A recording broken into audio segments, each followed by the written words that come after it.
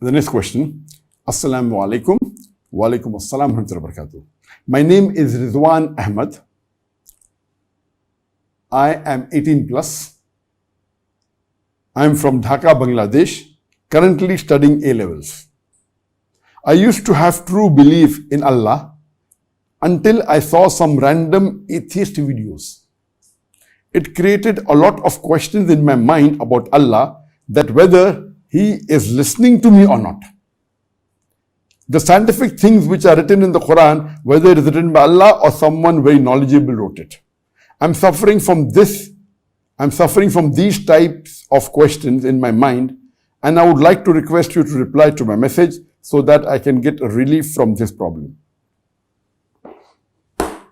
The question posed by Rizwan Ahmad from Dhaka, Bangladesh is a common phenomena, because nowadays you find on the internet, the whole world has become a global village, and you find on the social media, there are various platforms in which there are missionaries working and they're attacking Muslims.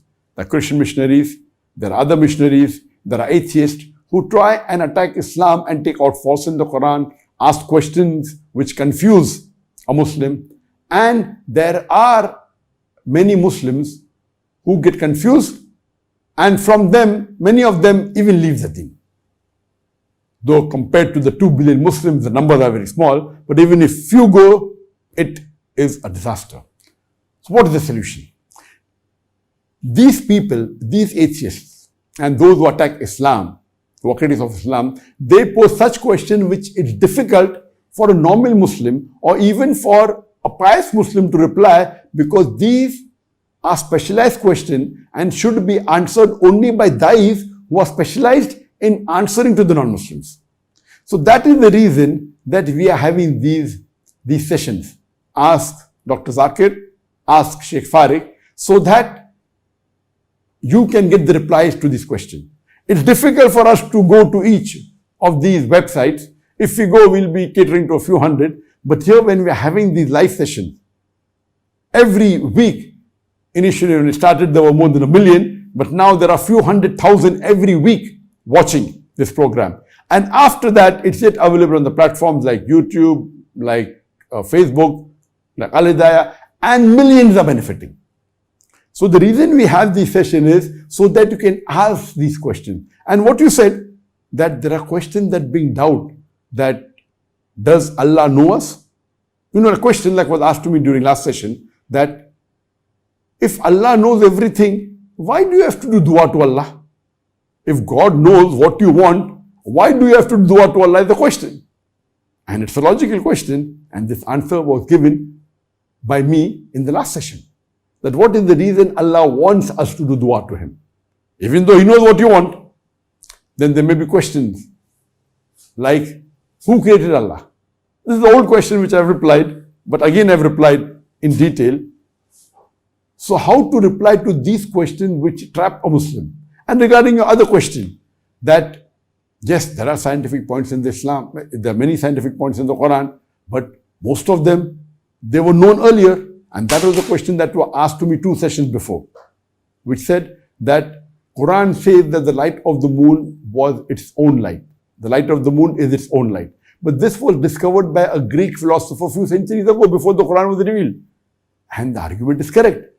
But I gave the reply, what they failed to realize, that out of the thousands of things that are mentioned in the Quran, there are a few things which were discovered earlier, but the same Greek philosophers who said that the light of the moon was its own light, they also believed in the theory of geocentrism, that Earth is the center of the universe, which is totally wrong.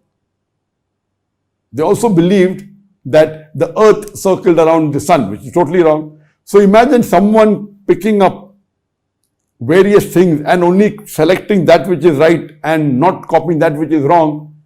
It cannot be possible. And I explained in the theory of probability. So these questions, when are posed, and when you try and find on the Google, yes, there was a Greek philosopher said that, that means that the Quran is nothing unique. But then I gave the reply, there's theory of probability, that the chances of it being right is how much. And I gave the reply, which you can listen to my answer, which I gave 2 sessions earlier. So these questions that attack Islam have to be replied by someone who specialized in replying to the atheist, someone who specialized in replying logically to the non-Muslims. So that is the reason we have these sessions, Ask Dr. Zakir, in which 30% of these questions we pick up are mainly dealing with these non-Muslims who attack Islam and take out faults in the Islam to deviate the Muslims and how to reply. 30% may be logical questions asked by Muslims who may not know the reply, and we reply to that. 30% may be questions on fiqh, and maybe 10% may be on pure comparative religion, quoting the Quran, the Vedas, etc. So these question answer session basically answers to most of these questions. So the two questions that you posed, I already replied. What I would suggest to you, brother, is that you hear and watch all my sessions. This is going on for more than 2 years. There are 10 seasons, and this is the 5th session. Each season I have, on average, approximately 6 sessions. Sometimes it has 9. So totally already more than 60 plus Ramadan would be 70 sessions have been taking place. And each session I reply about 15, sometimes 20. So more than 1,000 questions have been answered.